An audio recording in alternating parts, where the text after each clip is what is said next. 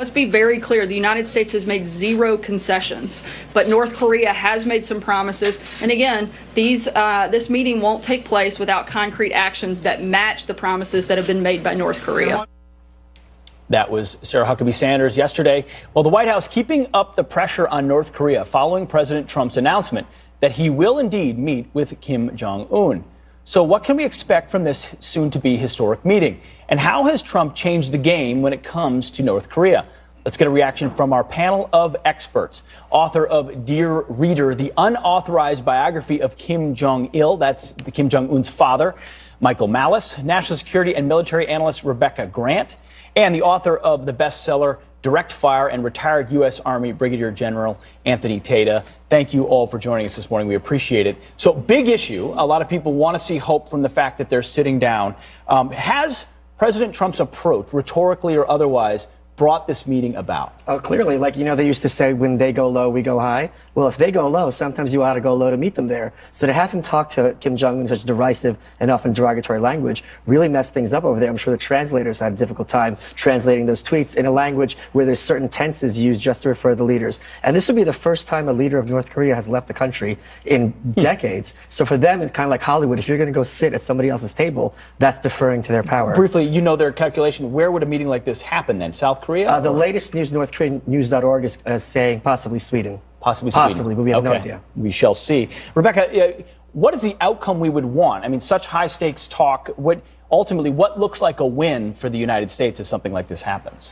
Well, Trump's made that very clear. A win is denuclearization, and that's agreed to by China. That's what President Moon in South Korea wants, and that is what Kim Jong-un has agreed to at least talk about. From my perspective, I want to see these tests stop because Kim has only done a few very preliminary tests of his really good long-range missiles. It's like a quarterback just throwing a few footballs on the sidelines. He's never really taken a snap in the NFL. That missile arsenal is under-tested, and we want to keep it that way. We want no more tests. So you're saying it's a freeze, a roadmap backwards, inspections, no more missile tests. I mean, it's got to be transparent top to bottom. It does. So we'll have to have inspections here, and this could take some time to lay out. But President Moon of South Korea has made clear it's going to be a roadmap. It will take time, and this is what Trump will work on. And big credit to Tillerson and Mattis, who have made this diplomacy work and gotten us to this breakthrough moment. General, our military has been a big part of this as well. Exercises, which will continue as these talks happen. How does our military view this, and what role might the military have? Well, I think the military views it, Pete, as a consistent application of the elements of national power.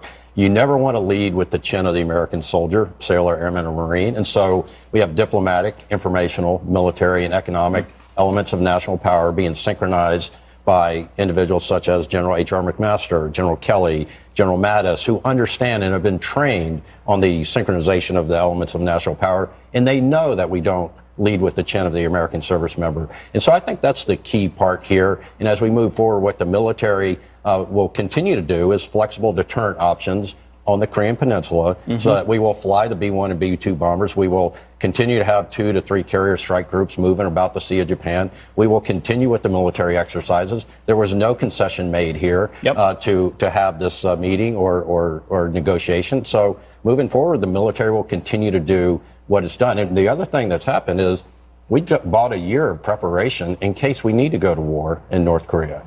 Very interesting. Michael, bring us, since you wrote the book on the father of Kim Jong-un, bring us inside the calculation they're making right now based on the rhetoric of the Trump administration, but also may not be lead with the chin, but we've been sticking our chin out with our military saying, hey, we're ready to use force if we have to. How has that changed their mindset? What I'm most excited about is this is the possibility of ending the Korean War. The Korean War is an armistice, and that would be a huge win for both sides that would just codify basically status quo. We're obviously not fighting. So right away you could have something that's a major peaceful accomplishment with both sides having to effectively give up nothing. Rebecca, we've seen talk of talks happen before and then another missile launch or something else. What should we do if immediately Kim Jong-un does something that is against any sort of agreement? Oh, if he launches a missile, he is in big trouble. It's time for the bloody nose option. But I agree with Michael. I'd like to see a peace treaty here if possible. And we need to keep that firm military pressure on, and we'll keep the sanctions on. The kicker is, how do we guarantee North Korea's security in this process?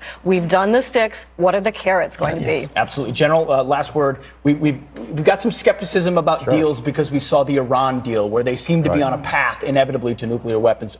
Do you believe that a deal could be struck that could actually denuclearize here? I do believe that, but we should never underestimate the left's desire to see the world burn down before President Trump gets credit for anything. So we can get a deal. We've got the team in place to get the deal. All the individuals that I previously mentioned, plus Secretary Tillerson, you've got Ambassador Haley, and all the folks are on the ground doing the right thing, leveraging those elements of power and that maximum pressure that they talk about. That's those elements of power being brought to bear, and we can get a deal out of that. Maximum pressure versus strategic patience. It seems to have brought about at least the opportunity for talks. Michael, Rebecca, General, thank you very much for joining. A great panel. We might have to have them back when developments come on. We'll do that. Rachel?